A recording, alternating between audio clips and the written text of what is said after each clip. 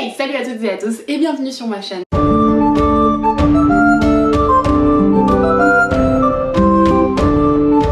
Aujourd'hui je vous retrouve pour une nouvelle vidéo et si vous n'avez pas regardé ma vidéo sur les maps de fantasy parce que ça vous intéresse pas, je vous souhaite une bonne année à vous tous, je vous souhaite d'excellents vœux, une superbe année.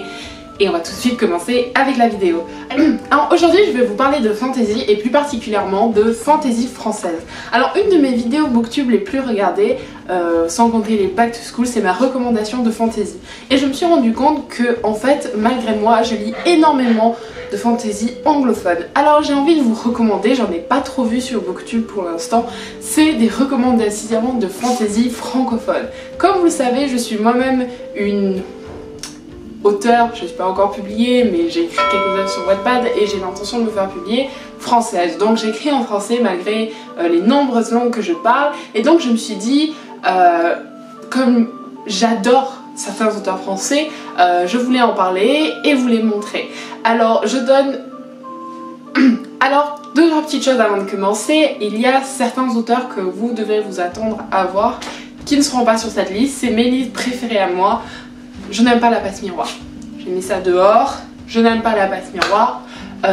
Et il y a plein de littérature young adult française que je n'aime pas. Parce que je n'aime pas, c'est des choix personnels. Je reconnais que la passe miroir c'est quelque chose d'incroyable. Elle a créé un monde vraiment incroyable quand elle était très jeune. Je n'aime pas ce livre, c'est tout. Ensuite, il y a d'autres romans que j'ai hésité à mettre sur cette liste, comme le roman Rouille, que j'ai adoré, qui est une booktubeuse aussi française qui l'a écrit et j'ai vraiment adoré ce roman. En ce moment, je suis en train de... je l'ai sur ma pile à livres, son prochain roman, j'en ai oublié le nom. Je vous mettrai l'image là, je suis trop fatiguée. Mais bon, on va tout de suite commencer avec la vidéo. Alors là, je vais vous présenter 5 livres, enfin... vous verrez que j'ai fait en ordre de préférence. Je n'ai pas fait de catégorie spéciale enfant, spéciale adulte, non, j'ai tout mis dans le même tas.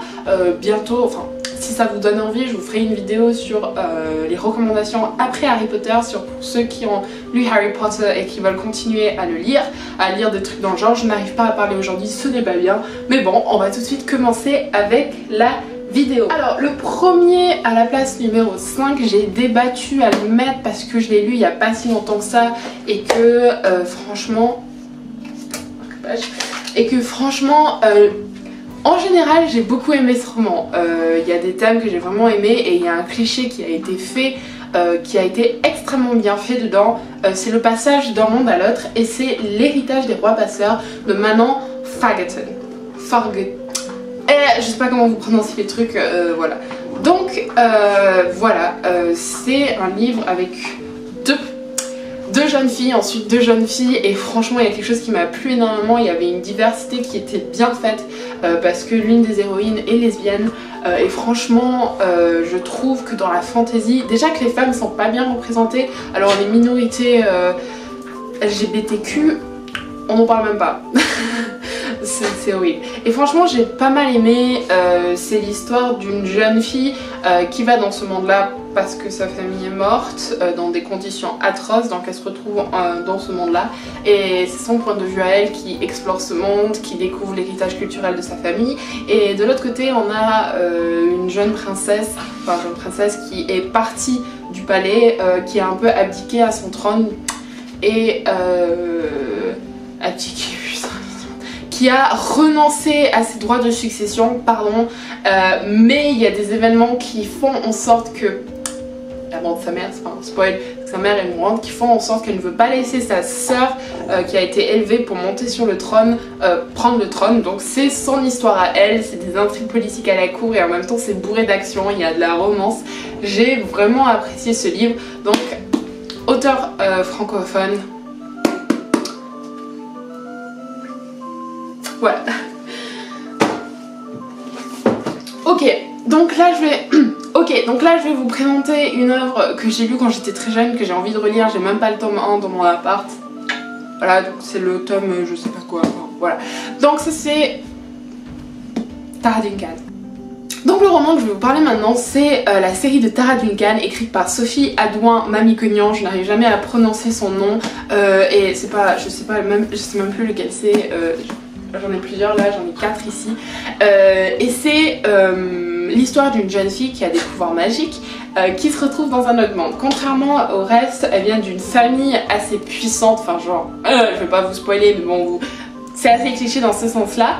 C'est très cliché de la fantasy, spécialement genre de la jeune fille qui rentre dans un nouveau monde, mais l'auteur est juste... Je les ai lus quand j'étais très petite, je devais avoir 8 ans quand j'ai commencé à lire cette saga, et j'ai relu il y a pas longtemps. Et en fait, il y a un humour qui est vraiment palpitant dans ce livre, et l'humour casse tout le cliché que l'on retrouve normalement dans ce genre de roman, et c'est pour ça que je l'ai mis dans mon top 5 d'auteurs de fantasy française. Je n'aime pas trop ses autres œuvres, donc Iliade Atelier je n'aime pas, j'ai essayé, j'ai pas accroché, et il y a un spin-off de cette série qu'elle a écrite. Je ne peux pas vous dire de qui ça parle parce que sinon ce serait un spoil, mais ce roman est génial. Il y a de la romance, il y a de l'action, il y a de la science-fiction aussi, il y a vraiment de tout, et vraiment il y a de très bonnes leçons à apprendre. Et ce que j'adore vraiment, c'est qu'on voit les personnages grandir, et attention, vous n'allez pas être content, mais comparé à Harry Potter, c'est beaucoup mieux fait. Je m'explique. Dans Harry Potter, il y a des évolutions de personnages qui sont sublimes. Par exemple, mon personnage préféré c'est Draco Malfoy. Pas parce que je trouve sexy dans les films, pas parce que j'aime les bad boys, non, parce que je trouve que son évolution est vraiment géniale. Par contre, Harry, son évolution est à chier. Je suis désolée, vous pouvez me dire ce que vous voulez, J.K. Rowling a fait des trucs géniaux dans cette série, mais l'évolution d'Harry Potter, ça reste le même gars de A à Z. Hermione, Ron, eux ils ont des conflits intérieurs, mais Harry Potter, j'ai l'impression qu'elle a un peu bâclé ce personnage, et justement comme c'était le personnage éponyme du roman, comme c'est un peu lui qui a tout dessus, j'ai plus l'impression qu'il est là pour porter l'histoire que porter sa propre personnalité. Bref, on n'est pas là pour parler de pourquoi je n'apprécie plus Harry Potter, mais bon, beaucoup mieux que Harry Potter. Certains me disent que c'est le Harry Potter français.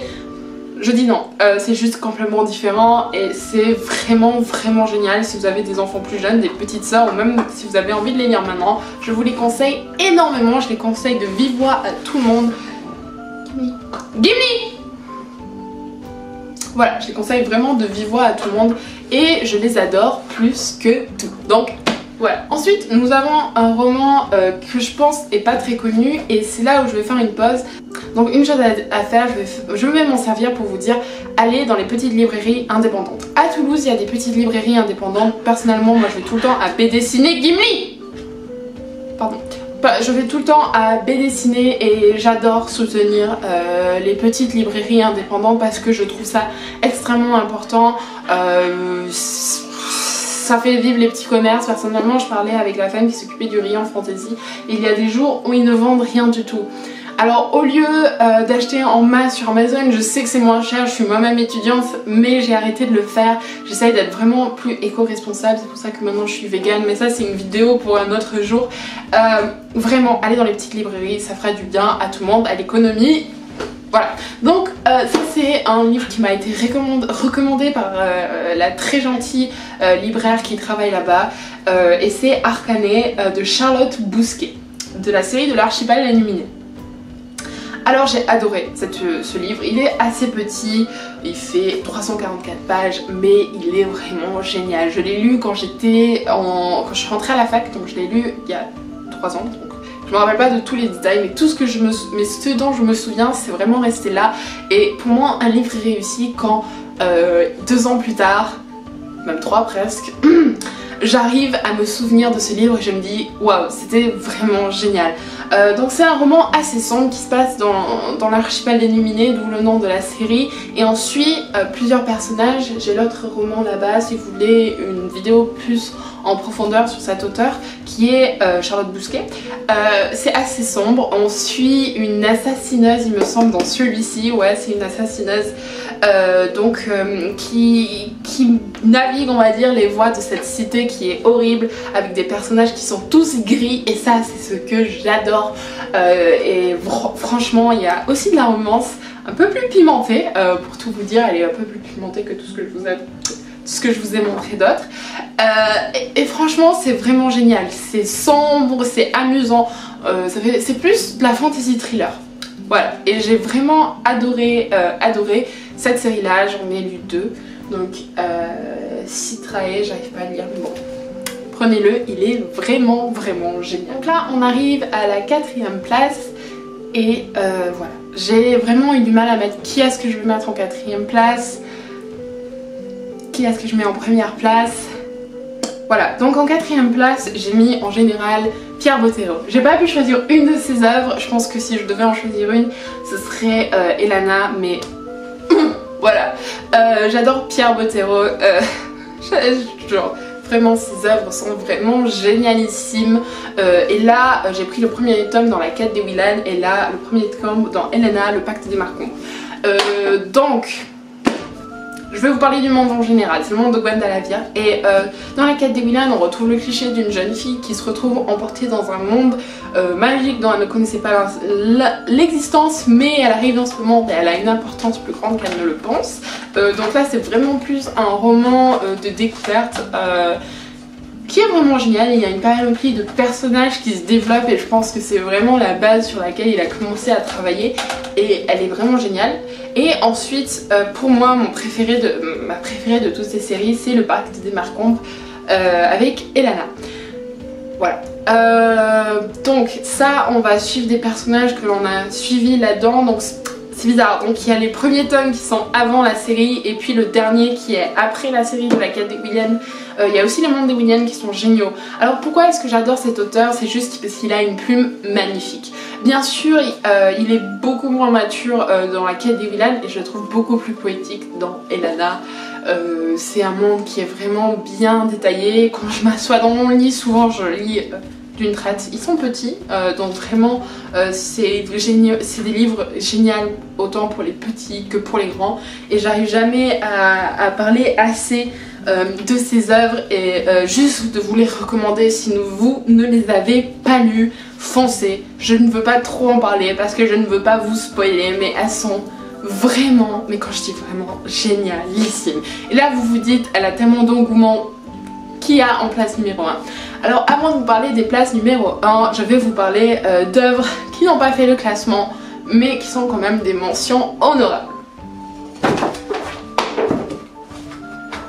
Alors, je vais en parler très vite. Alors, il y a Aïcha, la légende du peuple turquoise de Ange, qui est un duo d'écrivaines, il me semble, oui. Bon, c'est un pavé, c'est plus pour les jeunes adultes. J'ai vraiment apprécié aussi. Génial comme monde de fantasy. Voilà, je vais pas c'est des mentions honorables, donc je vais pas forcément m'attarder dessus. Ensuite, il y a les Chevaliers d'Émeraude. Là, j'ai le tome 9 parce que les autres sont chez mes parents. Il y a les Héritiers d'Enkidu. Alors, maintenant je déteste. Enfin, je déteste. Maintenant j'apprécie beaucoup moins, mais il y a une place très importante dans ce classement parce que c'est un des livres que j'ai commencé à lire qui m'a vraiment donné de l'amour pour la fantasy, donc c'est génial, c'est amusant pour les plus jeunes, par contre je trouve que ça a assez mal vieilli. Ensuite il y a Clélie Avid, donc dans Le Messager des Vents avec la saga des 4 éléments. J'ai lu que le tome 1, c'est pour ça que je n'ai pas mis le reste sur la liste. Voilà, donc c'est un roman qui est vraiment génial aussi, romance, young adult. Voilà, donc je vous conseille vraiment d'aller le lire. Peut-être que je peux faire gagner, sur Insta je vais faire ça, je vais vous faire gagner une édition de ce roman parce que je l'ai en double. Et j'ai aussi une édition en double des Guerres du Monde Immergé, donc je vais peut-être faire un giveaway, donc restez connectés. Enfin, on arrive au livre 1, à l'auteur que je mets au-dessus de tout dans la fantasy française. Je sais même pas si vous en avez parlé et j'ai dû choisir une des œuvres parce que il a écrit plusieurs œuvres et je trouve pas l'autre ici parce que je pense qu'elle est chez mes parents. Donc c'est, il me semble, j'ai la liste là, donc c'est le dernier des parfaits, oui, c'est le dernier des parfaits et c'est l'auteur Paul Béorn. Mais là, je vais vous parler d'autre chose. C'est le 7e guerrier mage de Paul Béorn. Donc c'est un one-shot. Et oh mon dieu, je ne peux pas parler assez de ce livre. Paul Béorn est un auteur de fantasy française que j'adore. Je dévore ses livres. Ils sont historiquement poignants. Surtout le dernier des parfaits. Je l'ai pas fini. C'est pour ça que je ne l'ai pas choisi, mais je pense qu'il va très vite passer au-dessus de celui-là. Mais celui-là, c'est un roman qui a gagné un prix, il me semble, comme je l'ai arraché la vignette, je ne me rappelle plus lequel c'est. Donc franchement, c'est l'histoire d'un soldat qui déserte et ce qui fait que j'adore, mais vraiment que j'adore, que je respecte, c'est qu'ils montrent la guerre de façon horrible. J'en ai marre de ces auteurs de fantasy qui vont glorifier la guerre. Et moi-même j'en suis coupable, c'est pour ça que je veux réécrire toute l'Icare de Fallen, c'est parce que j'ai été influencée par la fantasy, l'heroic fantasy. Donc maintenant j'adore toujours l'heroic fantasy, mais il y a un problème de glorification de la guerre et le premier qui fait ça super bien, je trouve, qui ne glorifie pas la guerre mais la rend épique, c'est Tolkien. Mais ça c'est parce qu'il a vécu lui-même la guerre et je pense qu'il voulait à sa façon, sans que ce soit aussi choquant que dans la dark fantasy où là c'est vraiment trop l'horreur de la guerre, mais montrer l'horreur des combats, et Paul Beorn arrive à très bien le faire. Donc on suit ce soldat qui a déserté et qui arrive dans un petit village, donc c'est pas sur une échelle du monde comme beaucoup de la fantasy, et j'adore, hein, là je veux pas critiquer, et ça arrive dans un petit village et lui il va rencontrer des gens, il va rencontrer des gens qui ont des vies tout à fait normales, et il va découvrir qu'il y a une armée qui marche sur ce village, et ce village de paysans normalement ne devrait pas être en état de se défendre. Et donc il va se dire pourquoi pas moi, pourquoi pas les aider. Bien sûr il y a des raisons pour lesquelles il va aider, il va pas aider comme ça, sinon il aurait tracé sa route. Bien sûr c'est un déserteur, donc on a aussi un arc de rédemption sur ce mec qui est en train de se dire ok, qu'est-ce que j'ai fait. On revoit aussi son enfance, comment il en est arrivé là, et qui rencontre des personnages qui sont vraiment intéressants, et c'est juste à taille humaine et c'est ce que j'apprécie vraiment. Donc Paul Beorn, j'adore cet auteur, je pense que je vais faire un point auteur sur ce monsieur qui est... Voilà, et roman préféré pour l'instant de fantasy française, je le relis une fois tous les 6 mois, tellement je l'adore. Donc merci d'avoir regardé cette vidéo, j'espère qu'elle vous a plu et on se retrouve très bientôt pour une nouvelle vidéo. À bientôt!